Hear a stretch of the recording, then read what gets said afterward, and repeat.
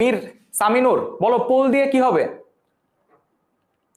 সবাই একটু বলো তো যে পোল দিয়ে কি হবে। পোল লাগবে না, এই যে ক্লাসে খেয়াল করো এখন, ঠিক আছে? এই যে যারা এই যে ক্লাস না করে খালি পোল পোল করতেছো, তাদেরকে কিন্তু এই যে দেখো তোমাদের সামনে কোনো প্রোগ্রামে ডাকা হবে না, ক্লাসে মনোযোগ দাও। আর প্রিভিয়াস স্লাইডে আমরা যাব, আগে এইটা একটু বুঝে নাও। তাহলে এইটা একটু খেয়াল করো, ভেরি গুড, পোল লাগবে না, এটা একটু বোঝার চেষ্টা করো। দেখো তাহলে দেখো তো, এই অবস্থায় যখন ফিরতে যাবে, এই কার্বনগুলি একটা শক্তি বের করে দিতে থাকে, একটা শক্তি বের করে দিতে থাকে কিনা বলো? আচ্ছা একটা পোল দিব, ক্লাসের লাস্টে পোল দিব, কোনো টেনশন নাই। এখন তাহলে ক্লাসটা একটু মনোযোগ দিয়ে করো, ক্লাসের লাস্টে পোল দিব, আমি কথা দিলাম। তাহলে এখন একটু খেয়াল করো। বর্ষা, ভেরি গুড, ক্লাস করাচ্ছি আমি। সালাউদ্দিন, ওকে। তাহলে এখন একটু খেয়াল করো, এই জায়গাটাই খেয়াল করো, দেখো পোল লাগবে না, ভেরি গুড আলনাহিয়ান। তাহলে এখন একটু খেয়াল করো যে কার্বনগুলি তাহলে কি করবে? আইসোটোপ থেকে স্থিতিশীল অবস্থায় ফিরে আসতে চাবে, তখন ও যে একটা শক্তি বের করে দিতে থাকে, এই শক্তিটা যেই বলের মাধ্যমে বের করে সেইটাকেই আমরা বলি কি? সেইটাকেই আমরা বলি দুর্বল নিউক্লিয় বল। এটাকে আমরা কি বলি? দুর্বল নিউক্লিয় বল। তাহলে দেখো ডেফিনেশনে কি বলা আছে, দেখো যে স্বল্প পাল্লার মানে কি? অল্প একটু জায়গার। স্বল্প পাল্লা মানে কি আমাকে বলো তো? যে একটা পরমাণুই তো ছোট, একটা পরমাণুই তো ছোট। তাহলে দেখো, আচ্ছা আরেকবার বুঝাবো, কোনো টেনশন নাই, আরেকবার খেয়াল করো। দেখো আগে বলো যে আইসোটোপ কি, এটা কি বুঝতে পারছো সবাই? ওকে, আমি আরেকবার বুঝাচ্ছি আইসোটোপটা কি, এটা কি মনে আছে? যে এই কার্বনগুলির সবার দেখো তো পারমাণবিক সংখ্যা একই, বাট ভর সংখ্যা আলাদা। এই যে দেখো, একজনের ভর 12, একজনের ভর 13, আরেকজনের ভর হচ্ছে 14। তাহলে আমরা এটাকে কি বলছিলাম? যে এই কার্বনটা স্থিতিশীল, বাট এই কার্বনগুলি তখন এই যে অস্থিতিশীল কার্বন বা কার্বনের আইসোটোপ যাদের ভর সংখ্যা বেশি, তারা বলতো কি করবে? স্থিতিশীল হইতে চাবে, অর্থাৎ কার্বনের এই পরিস্থিতি থেকে এই জায়গায় আসতে চাবে। বলো আসতে চাবে কিনা, এটা আমাকে একটু কমেন্টে জানাও যে এই অবস্থায় আসতে চাবে কিনা, বলো তো সবাই একটু কমেন্ট করে জানাও। ইসরাত জাবিন, নামিরা ইসরাত, তাজকিয়া আরবি, মারফি, ভেরি গুড। আমাকে বলো যে এই কার্বনের আইসোটোপ গুলিতে এই অবস্থায় ফিরতে যাবে, কারণ কি? এরা অস্থিতিশীল থেকে স্থিতিশীল হইতে চাবে, অস্থিতিশীল থেকে স্থিতিশীল হইতে চাবে। কি হবে? অস্থিতিশীল থেকে স্থিতিশীল হতে যাবে। এখন এই স্থিতিশীল একা একাই তো আর হয়ে যাবে না, স্থিতিশীল হইতে হবে যখন, তখন এরা দেখো, তখন এরা কি করে? দেখো এটা একটা জিনিস লিখলাম কি, বিটা রশ্মি নির্গমন করে। একটু দেখো কি করে, এই যে আইসোটোপগুলি যখন ভর সংখ্যা কমায় স্থিতিশীল হইতে চায়, তখন এরা বিটা রশ্মি নির্গমন করে। তখন কি করবে? বিটা রশ্মি নির্গমন করবে। অর্থাৎ দেখো, আমরা আলোকে কি বলি? আলো এক প্রকার শক্তি না? আমাকে এটা বলো, আলো এক প্রকার শক্তি কিনা? আলো এক প্রকার শক্তি। তারপর আমরা কি বলি? যে আলোক রশ্মি। তাহলে কি আমরা বলতে পারি যে রশ্মি বা আলোক রশ্মির সাথে শক্তি আসে? যেহেতু আলো শক্তি, তাহলে এই শক্তিটা আমাদের আসে কিভাবে? আলোক শক্তির মাধ্যমে। একইভাবে আমাকে বলো যে এ বেশি শক্তি বের করে দিতে চায়, কিভাবে বের করে দিচ্ছে? এই যে এটাকে আমরা বলতেছি বিটা রশ্মি। যেমন আমরা কি বলি? আলোক শক্তি থেকে আসে কি? আলোক রশ্মি। একইভাবে এই যে রশ্মি, এটাকে আমরা কি বলতেছি? জাস্ট নাম দিলাম, এটাকে আমরা কি নাম দিচ্ছি? এই যে এটাকে নাম দিচ্ছে বিটা। এই যে বি না, কিন্তু এটা কিন্তু বি না, এটা হচ্ছে এই যে বিটা, এটা হচ্ছে বিটা। আমরা এটাকে কি বলি? বিটা। অর্থাৎ এই কার্বনটা বিটা রশ্মি বা বিটা রে নির্গমন করতে থাকে, অর্থাৎ শক্তি বের করে দিতে থাকে, অর্থাৎ এর ভিতর থেকে শক্তি বের করে দিতে থাকে। এটা কি বুঝতে পারছো? আমাকে বলো তো বিটা কি? বিটা মানে হচ্ছে, আমরা যেমন হচ্ছে এই যে এই এ বি সি এইরকম লিখি, একইভাবে তোমার হচ্ছে আলফাবেট, ল্যাটিন আলফাবেট, এই যে আলফা বিটা, অর্থাৎ এই যে এই আলফাবেট গুলিকে আমরা ওই যে প্রকাশ করছি ওই যে ওইখানে বিটা, জাস্ট আমরা প্রকাশ করার জন্য নাম দিচ্ছি হচ্ছে বিটা রশ্মি, অর্থাৎ বিটা রশ্মি নির্গমন করতেছে। আচ্ছা, বিটা রশ্মি নির্গমন করতেছে এখান থেকে। সবাইকে এটা বুঝতে পারছো যে এই যে আমার কার্বন থেকে বিটা রশ্মি নির্গমন হচ্ছে, অর্থাৎ শক্তি বের হচ্ছে, এবং এই শক্তি বের হইতে আমাদের কি বল লাগে? আমাদের এই শক্তি বের হইতে আমাদের প্রয়োজন হয় দুর্বল নিউক্লিয় বল।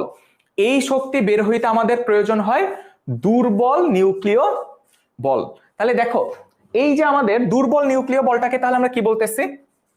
নিউক্লিয়াসের মধ্যে মৌলিক কণার ভিতর দেখো নিউক্লিয়াসের অস্থিতিশীলতার উদ্ভব ঘটায়, তাকে নিউক্লিয় বল বলে, তাকে নিউক্লিয় বল বলে।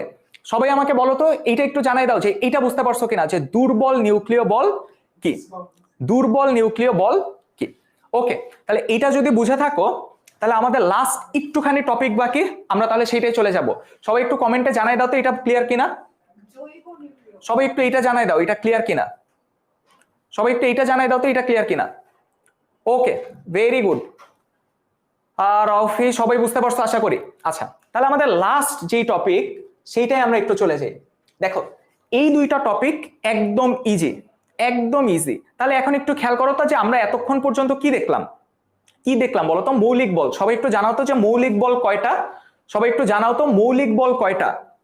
সবাই একটু জানাও তো মৌলিক বল কয়টা?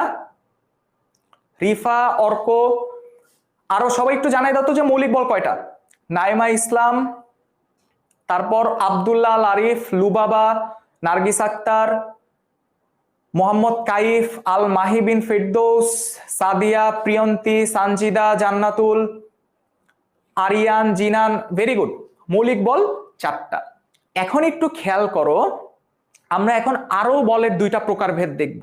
একটাকে আমরা কি বলতেছি? একটাকে বলতেছি আমরা স্পর্শ বল, আর একটা হচ্ছে আমাদের অস্পর্শ বল। একটা হচ্ছে কি? একটা হচ্ছে আমাদের স্পর্শ বল, আর একটা অস্পর্শ বল। তাহলে দেখো এতক্ষণ আমরা দেখলাম কি? এতক্ষণ আমরা দেখলাম মৌলিক বল 4টা: মহাকর্ষ বল, তাড়িৎচৌম্বক বল, সবল নিউক্লিয় বল, আর লাস্টেরটা হচ্ছে আমাদের দুর্বল নিউক্লিয় বল। তাহলে এখন আমরা যেই 2টা বল দেখব, এই 2টা বল একদম ইজি। তাহলে দেখো 1 নাম্বারটা কি? সবল, স্পর্শ বল, আরেকটা হচ্ছে অস্পর্শ বল। আমরা বলো স্পর্শ মানে তো বুঝি, স্পর্শ মানে তো বুঝি স্পর্শ, বা এইটাকে আমরা বলতে পারি কন্টাক্ট। কন্টাক্ট অর্থাৎ দেখো আমি যদি ধরো আমি যদি হচ্ছে এই বস্তুটাকে, এই যে এইটাকে আমি যদি এইটাকে সরায় নিতে চাই, আমাকে বলতো আমি এই বস্তুটার উপর বল মানে টাচ না করে, আমি যদি এইটার উপর টাচ না করে আমি যতই এইভাবে বল প্রয়োগ করে, এই যে দেখো যতক্ষণ পর্যন্ত টাচ না হয় এই বস্তুটাকে মুভ করবে বা এই বস্তুটাকে নড়বে, এই বস্তুটা কি সরে যাবে? দেখো তো এই বস্তুটা কি সরে যাবে বা নড়ে যাবে? আমাকে একটু বলো তো যে এই বস্তুটা কখনোই কিন্তু হবে না। তাহলে দেখো এই বস্তুটায় আমি যদি টাচ না করি এই বস্তুটা কিন্তু সরবেও না নড়বেও না। কেন? কারণ এই বস্তুটাকে আমি যদি এইভাবে টাচ করি তখন দেখো কি হচ্ছে? স্পর্শ হচ্ছে বা আমার বস্তুটার সাথে কন্টাক্ট হচ্ছে, বস্তুটার সাথে হচ্ছে আমার কন্টাক্ট হচ্ছে। তখন আমরা এটাকে বলি স্পর্শ বল। অর্থাৎ যেই বল প্রয়োগ করতে আমার স্পর্শ করতে হবে, যেই বল প্রয়োগ করতে আমার স্পর্শ করতে হবে তাকে আমরা কি বলবো? স্পর্শ বল। একদম সোজা, যেই বল প্রয়োগ করতে আমার স্পর্শ বা কন্টাক্ট করতে হবে তাকে আমরা বলি, তাকে আমরা কি বলবো? স্পর্শ বল। অর্থাৎ তুমি একটা বন্ধুকে টাচ না করে ওকে এইভাবে কখনো মারতে পারবা? আমাকে বলো তো। তুমি যতই যে এই যে তোমরা ছোটবেলায় ড্রাগন বল জি দেখছো যে এইভাবে করে পাওয়ার দিতে পারবা কারোর গায়ে, এইভাবে করে বল প্রয়োগ করতে পারবা? বলতো এইভাবে যতই বল প্রয়োগ করো না কেন, যতই ভাবে ধাক্কা দাও না কেন, তুমি ওকে যতক্ষণ পর্যন্ত টাচ না করবা ততক্ষণ পর্যন্ত নড়বে? বলো ততক্ষণ পর্যন্ত কেউ নড়বে? আমরা কি এরকম সুপার হিরো হয়ে গেছি যে আমরা টাচ না করে এইভাবে বল প্রয়োগ করতে পারবো? বলো আমরা এইভাবে বল প্রয়োগ করতে পারবো কিনা কখনো? তোমার পাশের বন্ধুকে তুমি যদি একটু ধাক্কা দিতে চাও ওকে টাচ করতে হবে, ওর সাথে কন্টাক্ট করতে হবে, সেই ক্ষেত্রে আমরা বলটাকে কি বলবো? স্পর্শ বল। তাহলে দেখো স্পর্শ বলের উদাহরণ কি? ঘর্ষণ বল, অর্থাৎ একটা বস্তুকে তুমি যখন এই দিক থেকে নিয়ে যাও, এই আদিল মাহবুব লাথি দেয়া যাবে না, এই যে নুসরাত তোমরা তো দেখি দুষ্ট আছো, আমি বলতেছি ধাক্কা দেওয়ার কথা আর তোমরা লাথি মারতে চাচ্ছ। ওকে, আরেকজন আবার পেন্সিল দিয়ে গুতা দিবে, তোমরা তো দেখে এক একজন ভায়োলেন্স ক্রিয়েট করবা, একজন লাথি দিতে চাও আরেকজন আবার পেন্সিল দিয়ে গুতা দিতে চাও, এইসব করলে হবে?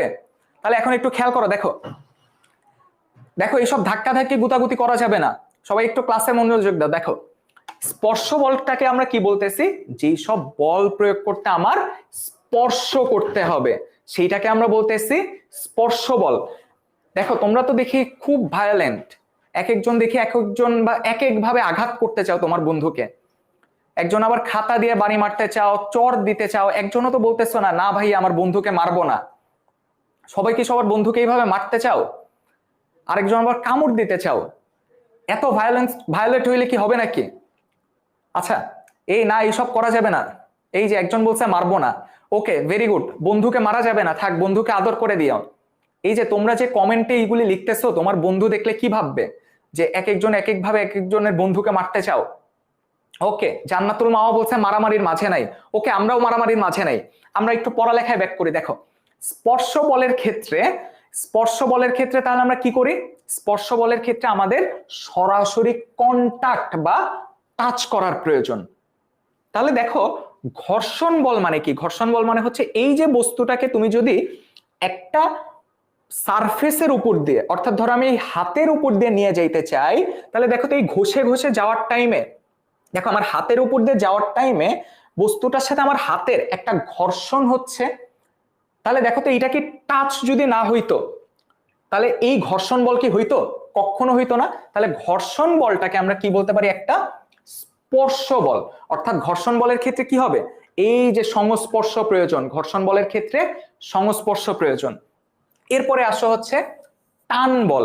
টান বল মানে কি, তুমি কোনো একটা বস্তুকে টানবা, আমি যতই এইভাবে টানি, আমার হাতে যদি দড়ি না থাকে বা কারোর সাথে যদি দড়িটা বাঁধা না থাকে, আমি যদি এখন এইভাবে টানতে থাকি, কেউ কি আসবে? দেখো তো আমি এই যে যতই টানি, কেউ কি আসতেছে?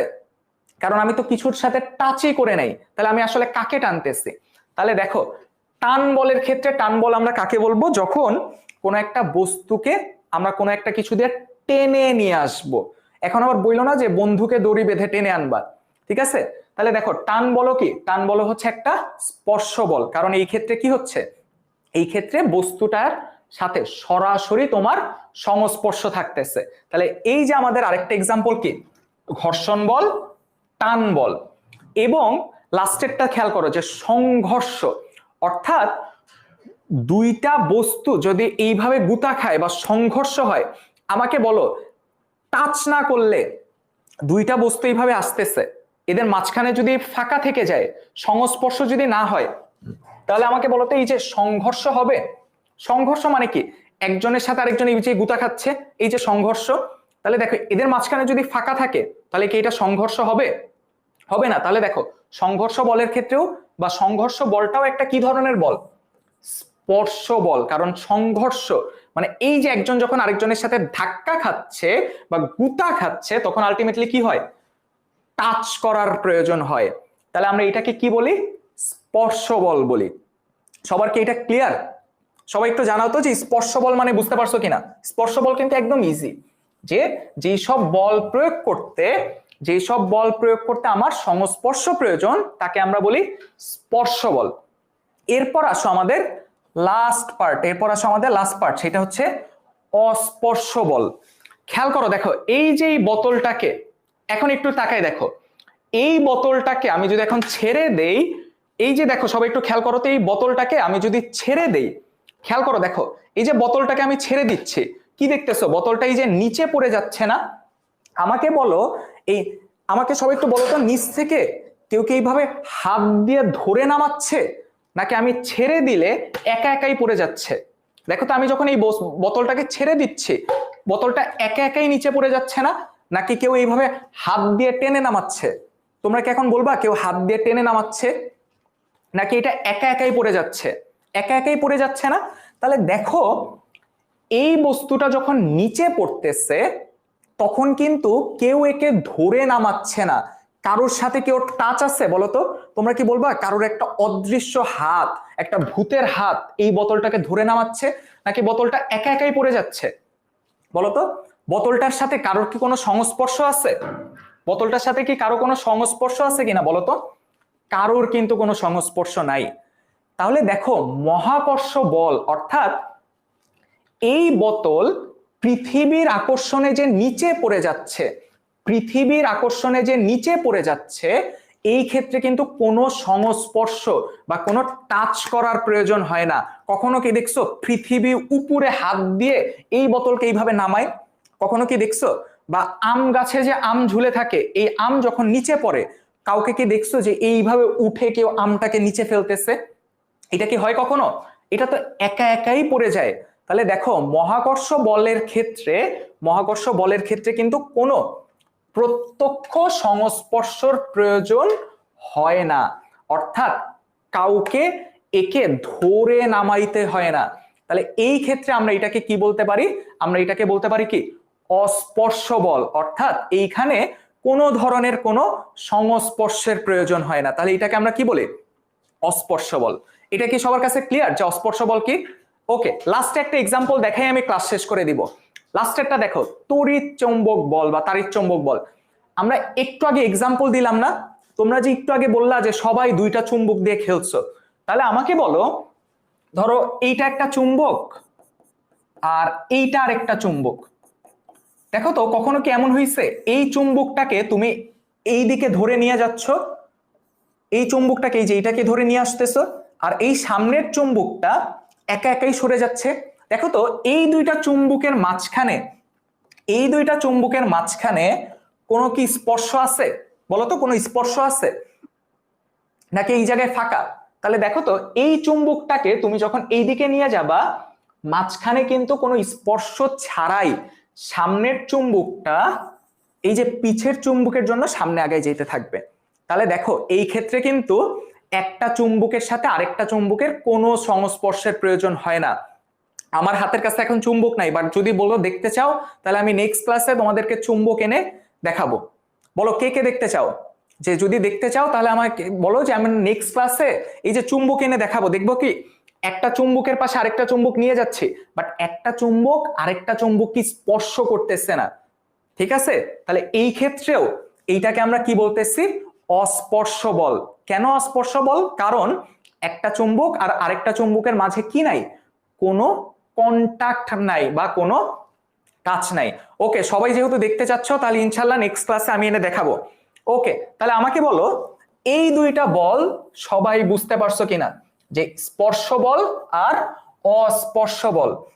স্পর্শ বলের ক্ষেত্রে আমাদের কি হয়? স্পর্শ বলের ক্ষেত্রে আমাদের সরাসরি সংস্পর্শ প্রয়োজন। এই যে প্রত্যক্ষ, আজকে যে কয়বার এই ভুলটা করলাম, আমি এই যে রাবারটা নিয়ে ইরেজারটা নিয়ে আমি লিখতে যাই বারবার। তাহলে দেখো, স্পর্শ বলের ক্ষেত্রে কি হয়? প্রত্যেকবার আমার সংস্পর্শের প্রয়োজন। আর অস্পর্শ বলের ক্ষেত্রে কি? সংস্পর্শ ছাড়া বা সংস্পর্শের প্রয়োজন নাই। তাহলে দেখছো? তাহলে আমাকে বলো, এই দুইটা কি ক্লিয়ার? এই দুইটা ক্লিয়ার কিনা সবাই একটু জানাও তো। আর এটাও জানাও যে আজকের ক্লাস কেমন লাগলো। সবাই একটু জানাও তো যে আজকের ক্লাস কেমন লাগলো। সবাই একটু দ্রুত জানাই দাও যে ক্লাস কেমন লাগলো। আচ্ছা দেখো, যে এই যে এই ডেফিনেশনগুলি কিন্তু মুখস্থ করে ফেলতে হবে। এই ডেফিনেশনগুলি মুখস্থ করে ফেলতে হবে এবং কোনো কঠিন কিছু না।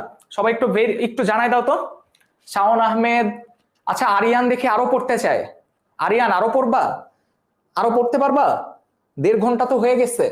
ওকে, সবাই একটু দ্রুত জানাই দাও যে ক্লাস কেমন লাগলো আজকের। সবাই একটু দ্রুত জানাই দাও যে ক্লাস কেমন লাগলো। আচ্ছা আমি ফাঁকে তোমাদের একটা পোল দিই, যে সবাই একটু কেমন লাগলো জানাই দাও। সবাই একটু দ্রুত জানাই দাও তো যে ক্লাসটা কেমন লাগলো। ওকে, আর সবাই কিন্তু এক কাজ করে ফেলতে পারো, আজকের ক্লাসের যে লেকচার, অর্থাৎ তোমরা ক্লাসে যা যা নোট করছো সেইগুলিও কিন্তু চাইলে তোমরা তোমাদের গ্রুপে পোস্ট করে জানাই দিতে পারো। সবাই তোমরা গ্রুপে পোস্ট করে জানাই দিতে পারো। আমি আরেকবার গ্রুপের নামটা বলি। গ্রুপের নাম হচ্ছে 10ms SSC HSC students. 10ms SSC HSC students, এটা হচ্ছে তোমাদের গ্রুপের নাম। আর আরেকটা জিনিস, যে যারা হচ্ছে আজকের ক্লাসে প্রথম, গ্রুপের নামটা বুঝতে পারছো সবাই? গ্রুপের নামটা বুঝতে পারছো সবাই? ওকে, যারা আজকের ক্লাসে প্রথম আমার সাথে পরিচয় নাই, আমার নামটা একটু খেয়াল করো।